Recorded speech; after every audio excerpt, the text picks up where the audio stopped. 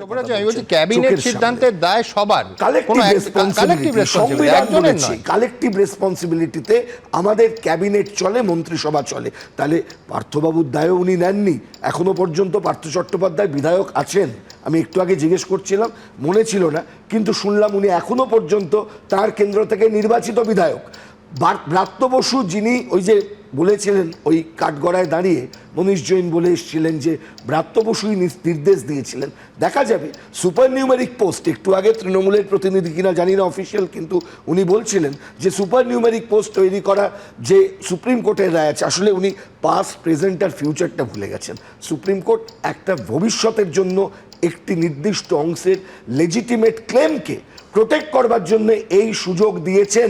It is an exception created by the highest court of the country. তার মানে এটা নয় যে সরকার চাইলো আর তারপরেই যা ইচ্ছে করে দেবো। ঠিক যেভাবে সুদীপ্ত একটু আগে বলছিলেন, 17টা ইররেগুলারিটি হ্যাড বিন ডিটেক্টেড।